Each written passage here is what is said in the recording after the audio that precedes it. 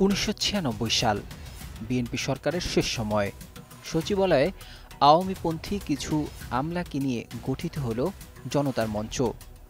ওই মঞ্চ গঠনের প্রধান কুশীলব ছিলেন তৎকালীন সদস্য সচিব, পরে আওয়ামী লীগ সরকারের মন্ত্রী ডক্টর মহিউদ্দিন খান আলমগীর ওরফে মখা আলমগীর। পরে আওয়ামী লীগ ক্ষমতায় এলে মখার হাত ধরেই প্রশাসনে দলীয়করণ, স্বজনপ্রীতি ও দুর্নীতির মহা উৎসবের সূচনা হয়। 2025 সাল, এবারও কর্মচারীদের নিয়ে ষড়যন্ত্র। বর্তমানে ভয়াবহ বিশৃঙ্খলা সচিবালয়ে। জাস্ট 9 মাস আগে ছাত্র জনতার অভ্যুত্থানে হাসিনা ভারতে পালিয়ে গেছেন, কিন্তু অনেকেই মনে করছেন অন্য আন্দোলনগুলোর মতোই সচিবালয়ের আন্দোলনও আওয়ামী লীগের হাত ধরে আছে। আওয়ামী লীগ যে এই আন্দোলনের কলকাঠি নাড়তে পারে তার একটা আভাস পাওয়া গেছে দলটির পালাতক আরেক নেতা ওবায়দুল কাদেরের সাম্প্রতিক সাক্ষাৎকারে। সম্প্রতি তিনি ভারতের একটি গণমাধ্যমকে দেয়া সাক্ষাৎকারে এক জায়গায় বলেছেন, আগস্টে হাসিনা পালিয়ে যাওয়ার পর তিনি 3 মাস দেশেই ছিলেন। শ্রমিক আন্দোলনসহ বিভিন্ন আন্দোলনে প্রভাব বিস্তার করার চেষ্টা করেছিলেন সেই সময়ে।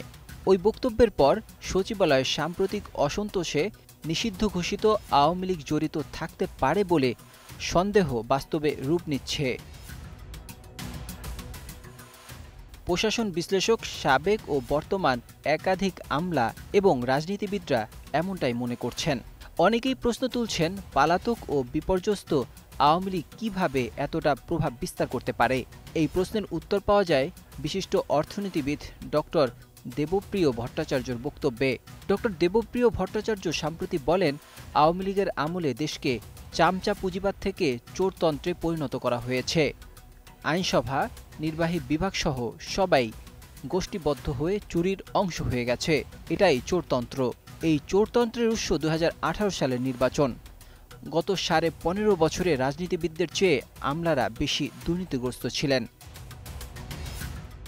বিশ্লেষকরা বলছেন, হাসিনার বিতর্কিত 3টি নির্বাচনের প্রধান কারিগররাও প্রশাসনের আওয়ামীপন্থী আমলারাই। হাসিনা পালিয়ে গেলেও তার প্রতিষ্ঠিত চোরতন্ত্রের আমলারাই এখনও ড্রাইভিং সিটে। তাই সেই পুরনো স্টাইলে জনপ্রশাসন অস্থির করার চেষ্টা চলছে। নাজমুল হক রাইয়ান, 21 টেলিভিশন।